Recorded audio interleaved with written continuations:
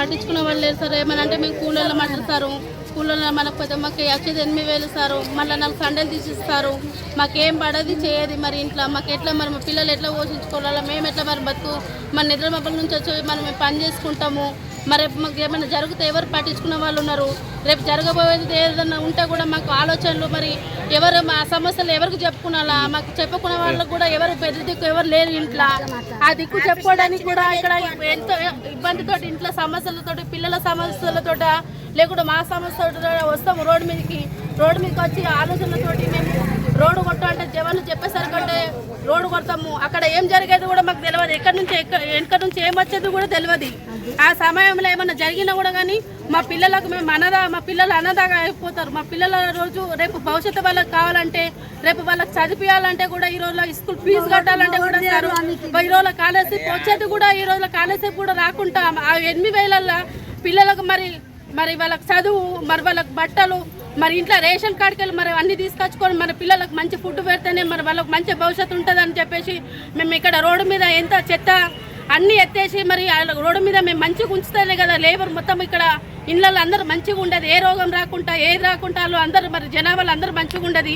మనం మేము ఒకరోజు పనికి రాకపోతే ఎక్కడివక్కడ వాళ్ళు జమ అవుతాయి, ఎక్కడ వాళ్ళకు అక్కడ డెంగ్యూ వస్తుంది, జ్వరాలు వస్తున్నాయి, ఏదో వైరస్ వస్తుందని చెప్పేసి మేము ఇక్కడ కావరుకులు మేము మున్సిపాలిటీ వల్ల మేము అంతా మంచి చేస్తేనే కదా అక్కడ మంచిగా అయ్యేది. మేము మంచి లేకపోతే ఈ లేబర్ లేకపోతే మున్సిపాలిటీ వాళ్ళు లేకపోతే అక్కడ ఏ రోడ్డు కూడా ఈరోజు ఎక్కడక్కడ చెత్త ఇదైపోయింది. అక్కడ ఎవరైనా కూడా అందరూ మున్సిపాలిటీ అన్నప్పుడు అందరూ కూడా ఒకటే పని చేసేటప్పుడు అందరికి కూడా న్యాయంగా జరగాలి. న్యాయంగా జరగకపోతే మేము కోరుకుంటుంది అది మాకు ఎక్కడ నుంచి యూనిఫామ్ కావాలా, మరి మాకు తగినంత జీతం ఇవ్వాలా, మాకు చెడ్డది మంచిగా చూసుకున్నాలా, ఏమైంది ఏం కథ మీకు ఎలా నడుస్తుంది అని చెప్పేసి మీకు ఏ బాధ ఉంది ఈరోజు అని అడిగే వాళ్ళు కూడా లేరు సార్. మాకు ఈరోజు ఏమైంది మీకు అని చెప్పేసి మేము టిఫిన్కి మరి 8,000 మరి ఒక్కొక్కసారి టిఫిన్ కూడా చేయలేకపోతుంటున్నాము. రోడ్డు మీద ఛాయ్ ఆడుకొని తాగితే మీకు జీతం లేదా అని అధికారంతో మాకు అడుగుతున్నారు. ఎందుకు అడుగుతున్నారు? మీ డబ్బులు మీకు జీతం లేదా, మీకు జీతం రావట్లేదా అని అడుగుతున్నారు సార్ మాకు. ఎందుకంటే మేము చిన్నగా ఉన్నప్పటి నుంచి మా భర్త చనిపోయారు కాబట్టి మేము రోడ్డు మీద ఈరోజు ఈ పరిస్థితుల్లో వచ్చినాము. ఈ పరిస్థితుల్లో వచ్చి మేము రోడ్డు మీదకి ఎక్కినామంటే సారు మేము ఎంత ఇబ్బందితో ఈ రోడ్డు మీదకి వచ్చినామో సార్ మాకు ఆ బాధ అర్థం చేసుకొని సార్ వాళ్ళు కూడా కొంచెం ప్రయత్నించి మరి మా బాధలు అధికారంతో వాళ్ళు తీసుకోవాలా, వాళ్ళ చేతిలో పట్టుకొని మరి మమ్మల్ని ఎట్లా నడిపియాలా, మరి ఏం కథ అని బాధ్యత తీసుకోవాలని మరి చాలా ధన్యవాదాలతో కోరుకుంటున్నాం సార్. మేము ప్రతి ఒక్క విషయం చెప్తున్నాం సార్. చెప్పకపోతే సార్ ఈ రోజులో నేను ఒక్కదాన్ని నాకు తీసేస్తే ఏం కాదు సార్, కానీ వెనకాల ఎంతో మంది ఉన్నారు సార్, వాళ్ళకన్నా న్యాయం జరగదు సార్. నాకు ఎందుకంటే సార్ నేను నాకు ఒక్కదానికి తీసేసి నేను రోడ్డు పాలు అయిపోతే ఎక్కడన్నా ఏ హోటల్లోనన్నా నేను గిన్నెలు కడిగినా బతకగలుగుతానేమో, కానీ నా వెనకాల 100 మంది ఉన్నారు సార్. 100 మంది కోసం అన్న ఒక్కళ్ళ చనిపోవాలంటారు సార్. అందుకని నేను వాళ్ళ కోసం అన్న నేను ముందరికి వచ్చి సార్, ఈ ముందరికి వచ్చినందుకు మాట్లాడినందుకు వాళ్ళ విన్నందుకు కూడా వాళ్ళకి ధన్యవాదాలు తెలుపుకుంటా సార్. ఈ రోజులో వీళ్ళకి న్యాయం జరగాల సార్, న్యాయం జరుగుతూనే మంచిది సార్. ఎందుకంటే మాకు పట్టించుకునే వాళ్ళు ఎవ్వరు కూడా లేరు సార్ ఈ రోజుల్లో. ఇప్పుడు మాట్లాడింది కదా ఆమె టార్గెట్ చేస్తారు, టార్గెట్ చేసి మరి ఒకటేళ్ళ దాకా మరి మేము డ్యూటీలు చేసుకుంటా 1.5 దాకా ఉపవాసం ఉంటాము. మరి మాతో పాటు ఏ సార్ కూడా మాతో పాటు ఒకరోజు టిఫిన్ చేయకుండా ఒకరోజు ఏం తాగకుండా మరి మాతో పాటు 1 గంట కాదు 1 గంట సేపు మనతో ఉండమని సార్.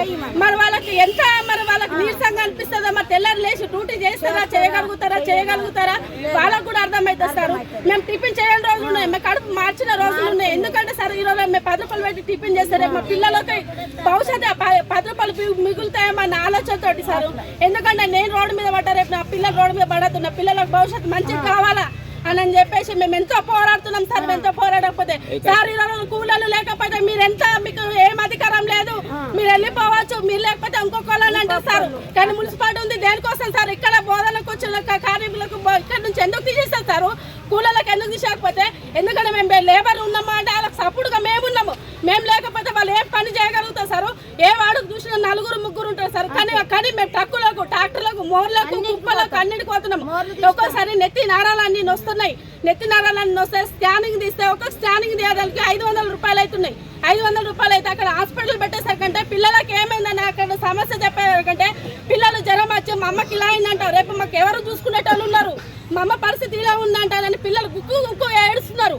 వాళ్ళు ఏడ్చే బాధ ఎవరికి చెప్పుకున్నారా? మేము ఎవరికి చెప్పుకోకపోతే జవాన్ ఈ రోజు పనికి రాకపోతే ఆబ్సెంట్ అని చెప్తాడు. ఆ రోజు ఎవరికి అనాలా మేము, ఎవరికి అనకపోతే రేపు యాక్సిడెంట్ అవుతుంది, పామే కుడుతుంది, తేలే కుడుతుంది పని దగ్గర అన్నప్పుడు ఇంట్లో జనమే వస్తుంది. పిల్లలకు టెన్షన్ పడి ఏదైనా ఒకటి అవుతుంది, పిల్లలకు ఇబ్బంది పడి కూడా రాలేకపోతాం కావచ్చు. అమ్మ మరి ఈరోజు ఏమైంది, ఎందుకు అలా మీ ప్రాబ్లం ఏంది, ఎందుకు సార్ నాకు ఒకసారి పిల్లలు వాడంగానే గ్రౌండ్లో బాల్ తగిలింది మెదడుకి బాలు తగిలితే 2 రోజుల దాకా ఎవరు కూడా పట్టించుకోలేదు. 2 రోజులు ఇంట్లో ఉన్నా, ఒకటే రోజు హాజరేసిండ్రు. మరి ఇక్కడ వస్తుందని నేను హాస్పిటల్ చూపించుకొని మళ్ళీ స్కానింగ్ తెప్పించుకొని, ఎందుకంటే నా పిల్లలు రేపు అనాథగా అయిపోతారు. ఎంతో మంది రోడ్ల మీద పిల్లలు అనాథగా తిరుగుతున్నారు, ఎంతో మంది రోడ్ల మీద పిల్లలకు ఎంతో చూస్తున్నా నేను రోడ్ల మీద.